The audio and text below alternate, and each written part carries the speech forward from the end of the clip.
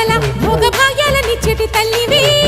పుట్టి మట్టి పుట్టలోనే తలదాచుకుందువమ్మ చల్లని చూపుల నాగమ్మ మా పిల్లల పాపల కాయమ్మ పల్లెకు తల్లివి నీవమ్మ మాకు తోడు నీడగా ఉండమ్మా కాసిని పాలకి మమ్ము చల్లగా కాచేవి చలిమిడి నైవేద్యంతో చింతలు పంపేవి